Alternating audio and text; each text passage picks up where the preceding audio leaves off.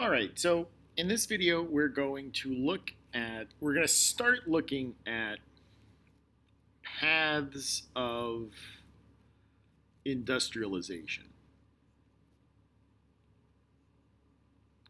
So in this video, we're going to look at the first path, which was the British path.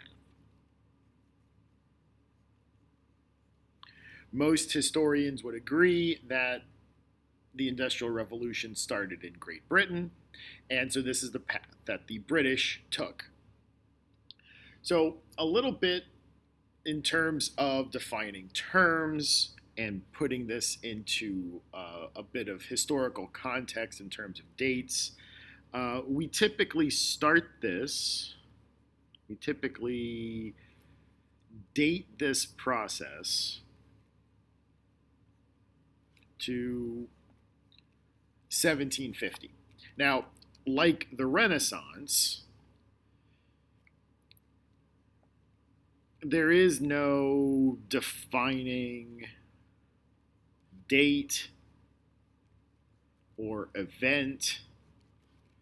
This is more of a acknowledgement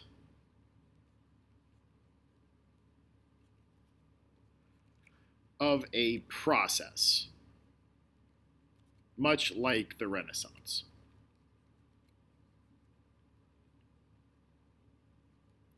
So there's nothing that we can point to and say, yep, that's when the Industrial Revolution started, but we kind of date it to about 1750, although you could make an argument that things happened before 1750 that led to industrialization, but we just kind of stick with the nice round number of 1750. Another thing that we need to define is, what does industrial mean? We talk about industrialization. What does industrial mean? And basically, industrial means that you are making stuff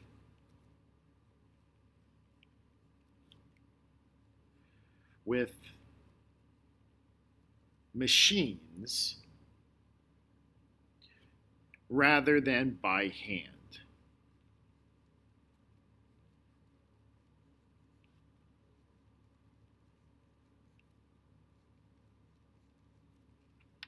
So just to throw a random item in here, shoes, let's just say shoes. You can make shoes by hand, but there are machines that can make shoes faster and cheaper.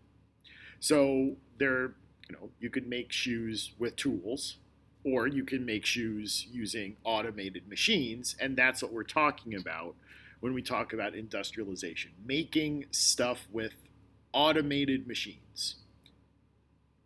Okay, so now that we've kind of got the context and the terms defined, let's talk about Great Britain. So I guess the big question we're going to answer in this video is, why Great Britain? Why did this start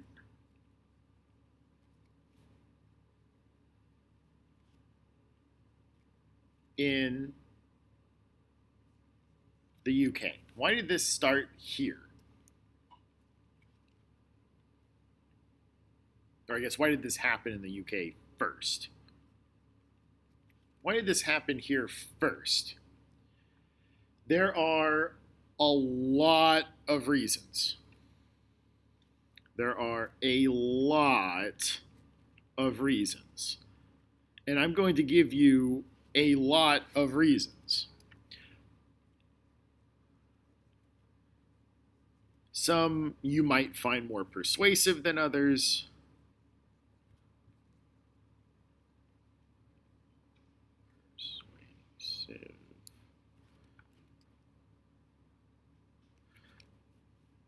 Some are more persuasive. Let's spell persuasive right. Persuasive. But I'm going to list a lot of things. So there are a lot of reasons why historians point at Great Britain as being the first industrialized country. So why did this start here? Some of it has to do with geography. So geographically, Great Britain as an island has some advantages.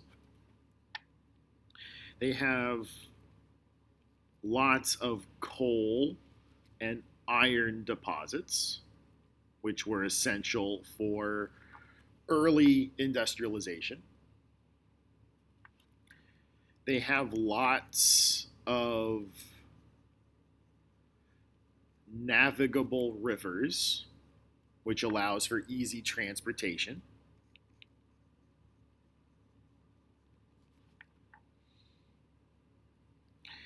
And no point on the island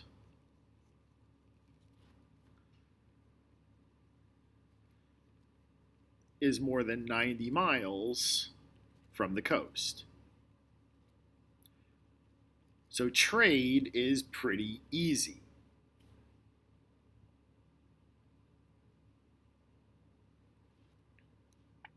I mean, it also helps that being an island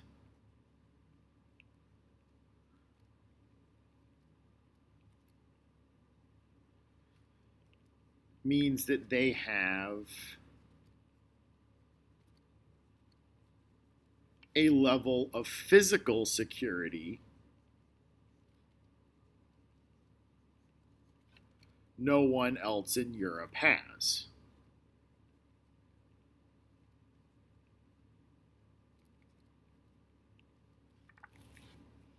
So while all the wars were going on during the French Revolution and under Napoleon, the British participated, but no one was invading Great Britain. So there was no invasion. So there are no invasions to worry about.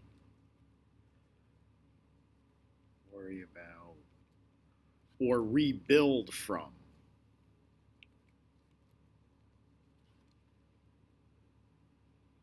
Which is also a pretty major advantage that the Americans have as well. That the Atlantic Ocean is a pretty big barrier to invasion. Okay, so geography is a big set of reasons. We call it the Second Agricultural Revolution. Is another set of reasons. Remember, the Second Agricultural Revolution brought us things like the enclosure movement and farming tools that pretty much led to the commercialization of agriculture.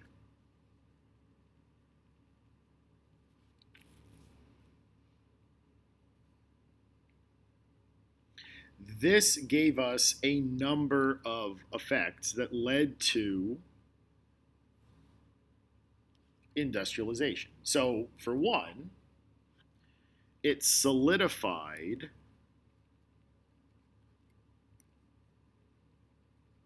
property rights, which is an essential component of capitalism.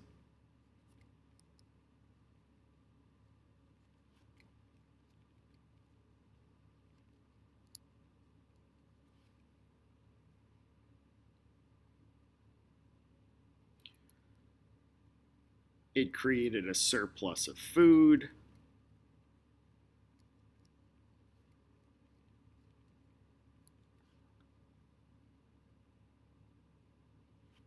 Which does a number of things. It increases life expectancies.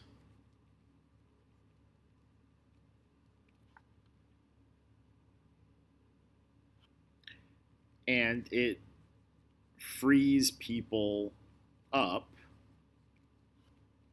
to do other work besides subsistence farming.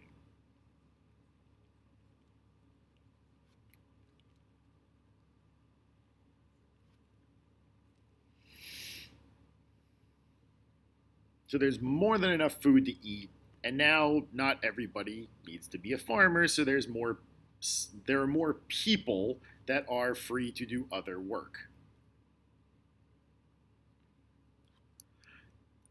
It also forced small scale farmers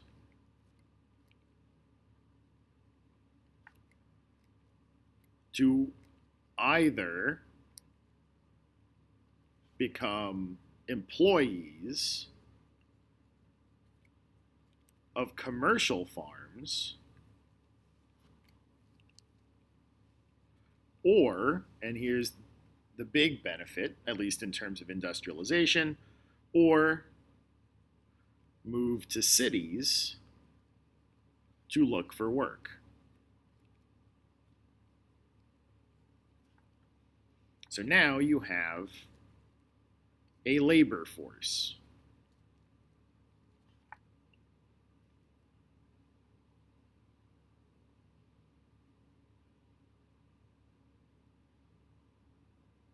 And one more thing, there's a drop in price of food. So food becomes cheaper, which means that people have more money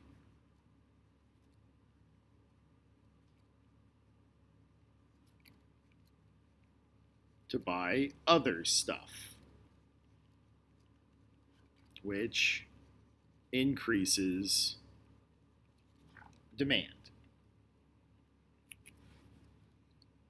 Most of this stuff is review. Most of this stuff we've covered. We're just kind of thinking about this in terms of industrialization now. Another set of reasons, we can call these sets of reasons, stable institutions. So, for one, the Bank of England. We've talked briefly about the Bank of England before, but what the Bank of England does is it handles all of the British government's debt. So instead of this debt belonging to the king or the queen, this debt is managed by a bank. So it's handled publicly.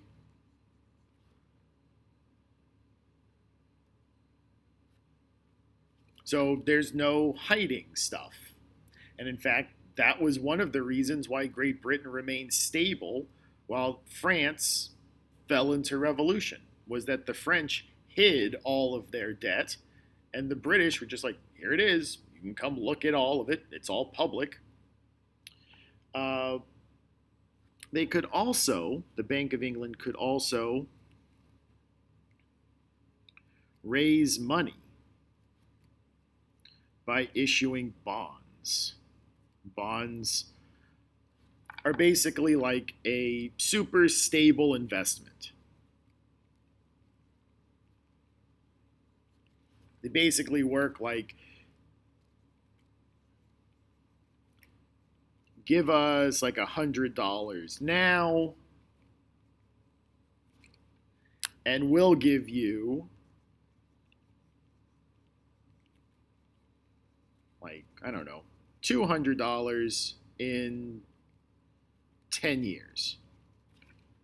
That's kind of like how a bond works. So if we need money now, we'll sell you this thing, and we'll give it back to you with interest in 10 years.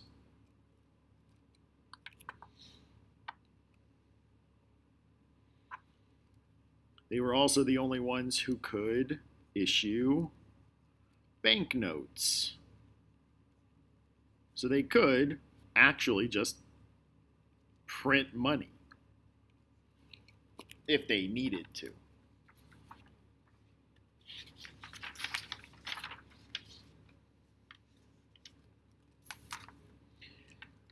The bank also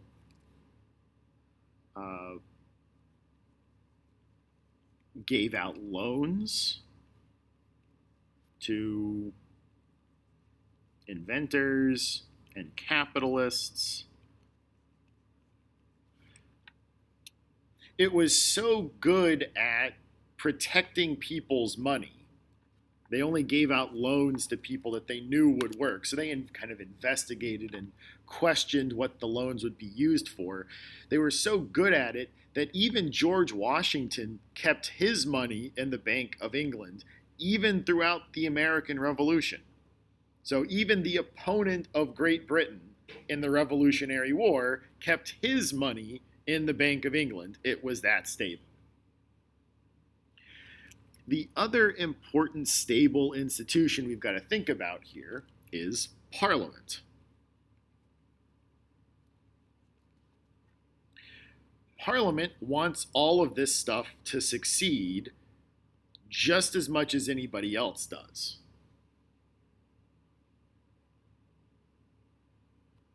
So members of Parliament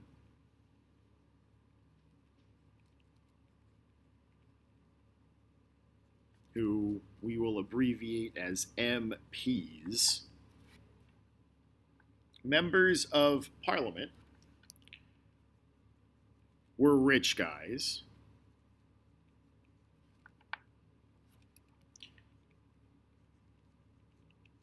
and wanted all this stuff to work. They were just as invested as anybody else was in making sure that the bank worked and the capitalist system worked. Because that way, everyone makes money.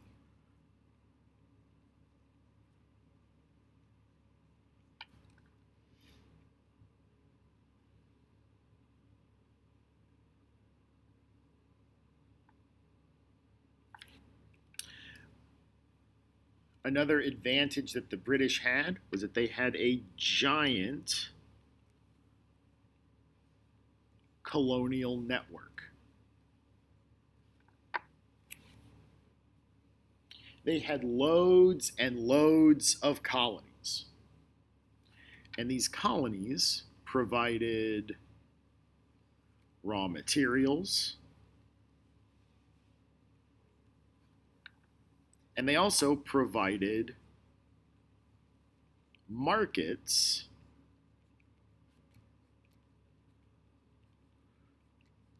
for all the finished goods.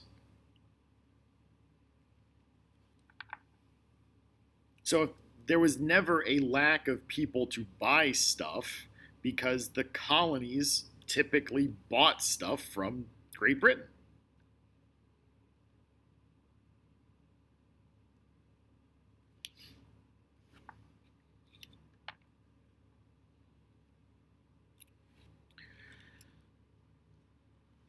Once the British had industrialized,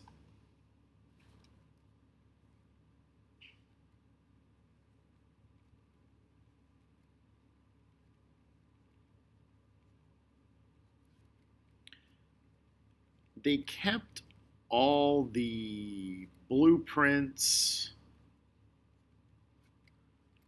and the factory plans as state secrets.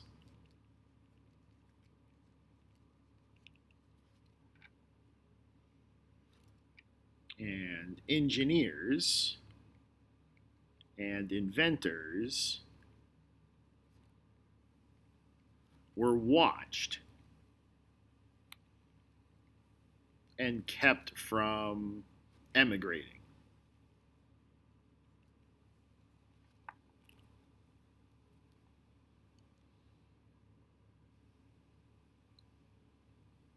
Eventually, some of them got out. So, for example, Samuel Slater memorized plans and went to the United States, where he kind of became the father of the factory in the United States. Similarly, William Cockerell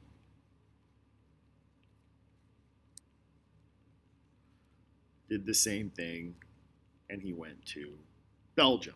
Most of these guys memorized the blueprints because they couldn't leave with the blueprints. So they memorized them and were able to recreate them elsewhere.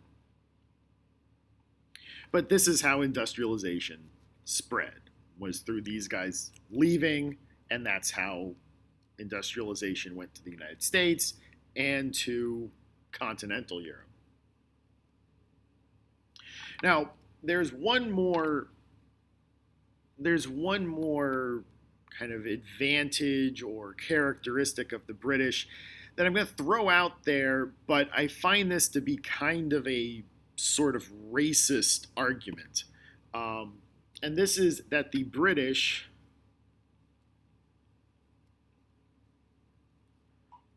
have a natural entrepreneurial spirit.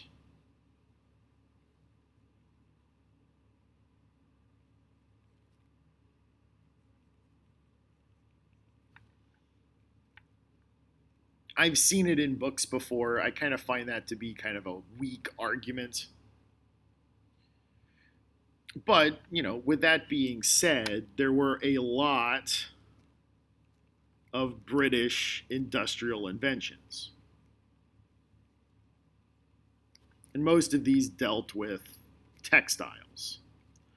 And we don't need to worry about a lot of them, but for example, I'll throw a couple of these in here for you.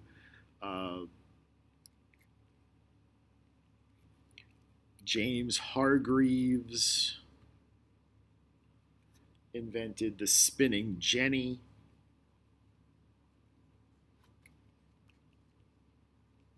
In 1764. Basically, this turns cotton into yarn. Here's another example.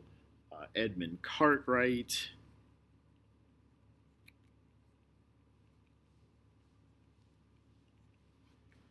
invented the power loom in 1784. And this basically turns yarn into cloth. So all of these reasons, so thinking about a geographic reason or because of the agricultural revolution, the political and economic institutions, the ability of the British to keep their engineers and inventors at home, and maybe even this entrepreneurial spirit, although I kind of discount that one. I think that's more of a product of the other reasons. All of this stuff eventually led to the creation of the factory system.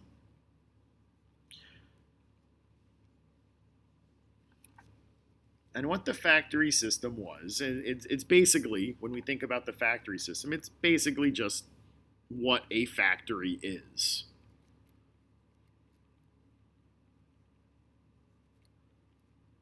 There's not really, like, when you think about what the factory system is, all it is, if you define a factory, it's a big building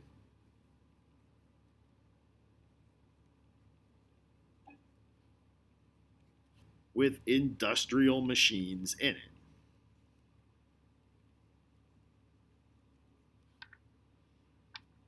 Usually, at first, they were water powered.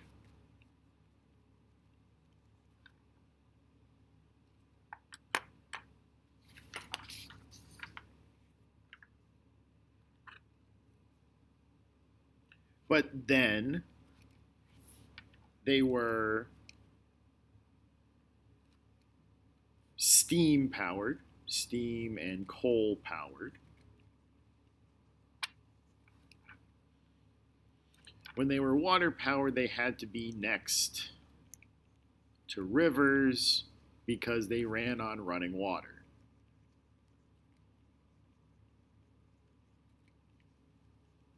That's what moved the machines, was running water. All of that changed with the improvements of the steam engine.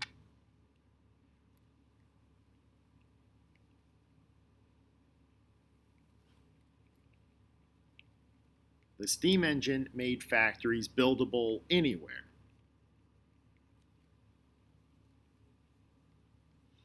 And that is usually credited to James Watt.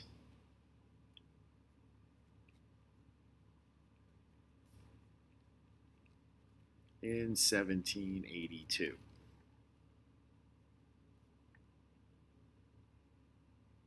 And basically, that's the factory system.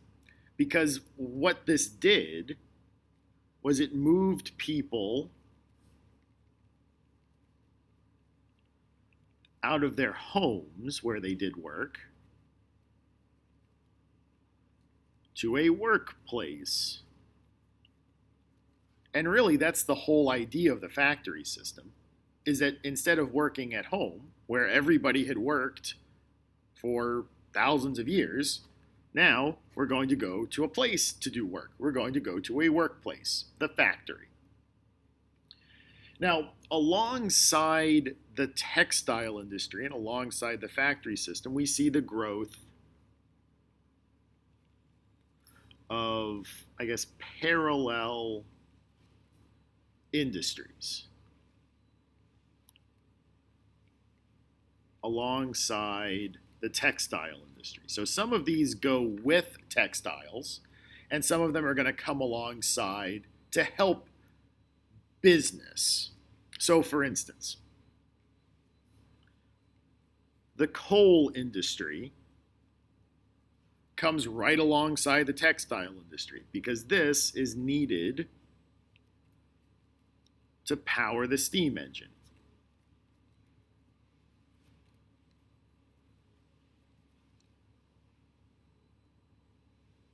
And then right alongside the coal and the textile industry, we have the iron industry, iron and steel, because that's what you make the machines out of.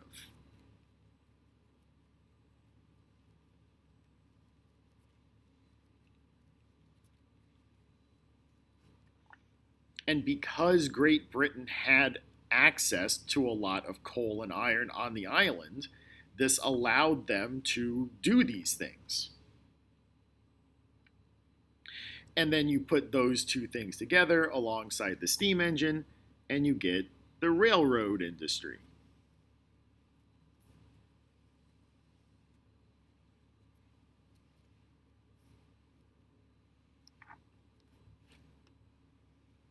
So all of these things, textiles, coal, iron, and railroads, all of these work together to make the textiles and then move them around the island.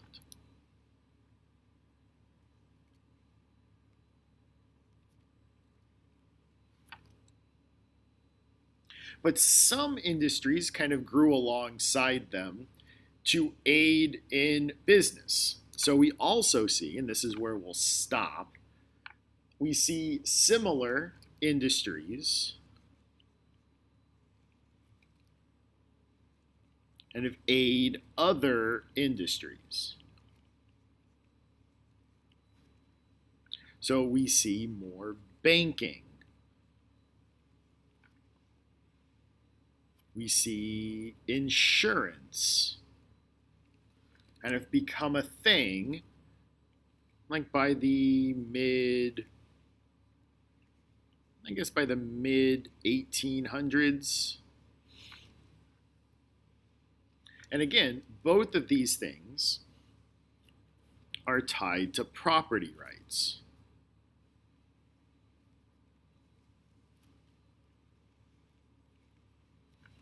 Because if you've put a bunch of money into a factory, you want to make sure that if for some reason it were to burn down or blow up or something, you want to make sure that your loans are covered, because most of that stuff is paid through with loans, and that you get your money back in case something happens to it. So these were kind of industries that helped make these industries work.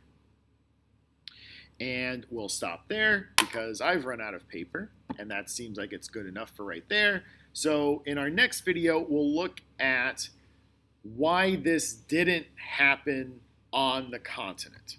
And so until then, this is Mr. Nissen signing off.